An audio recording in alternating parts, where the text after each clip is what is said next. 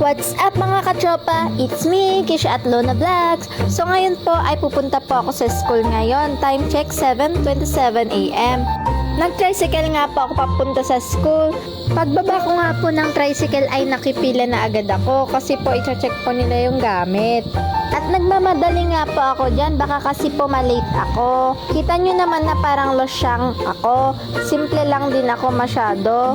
Hindi po ako nakaayos. Nag-lipstick lang po ako kasi late po ako nagising. Sa third floor nga po pala yung room namin. Pagkapasok ko nga po sa room namin ay andun na po si ma'am. Na-late lang po ako ng 2 minutes dyan. Yun nga po, unti lang po yung mga kaklase ko. Wala pa po kasi yung iba, na-late sila. At pagkatapos po ng isang oras ay natapos na rin po yung isang subject ko. At dumiretso nga po ako sa library para dun po ako magtambay. Nag-review nga po ako ng buong Pilipinas. Ayan nga po. Kakaulaw nga yan guys. Kaya nga naman is natulog muna ako kasi ang sakit ng ulo ko. Sa sobrang puyat ko po at saka wala po akong tulog kagabi, ay natulog muna ako. Paano ba naman kasi puyat pa ako ng puyat, kaka-cellphone. Ayan tuloy, yung sakit ng mata ko dyan. At pagkagising ko nga po ay diretso po ako sa kantina at bumili po ng Big 250 tsaka Crostini. Tsaka nga po guys, after ko po kumain ay pumunta na po ako sa second floor. Doon muna po ako tumambay kasi po marami pong tao sa third floor. Third floor po kasi yung room namin pero po kasi may nagkaklase pa. At yung time na namin is pumunta na po ako sa room namin. Yan nga po, this time is mga 1:30 PM. Sobrang sakit nga po ng ilong ko kasi may malaki akong pimple at nana.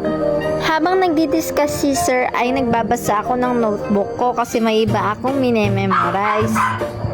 Pasensyahan nyo na nga po yung background kasi po ay ang ingay ng background ko. Hindi po ako makarecord ng maayos. Pagkatapos nga po ng isang subject ulit namin ay pumunta po ulit ako sa library para po magtambay, matulog at mag-charge din po ng cellphone.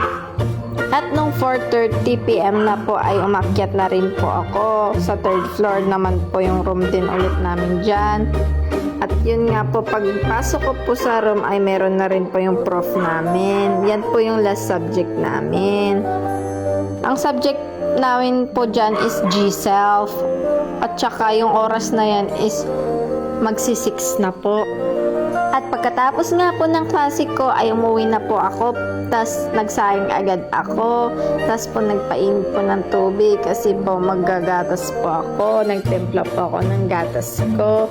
Mag-isa ko nga lang po yun sa bahay kasi wala pa po yung mga pinsan ko. At nang naubos ko na po yung gatas ko ay nugasan ko yung pinaglagyanan ko ng gatas.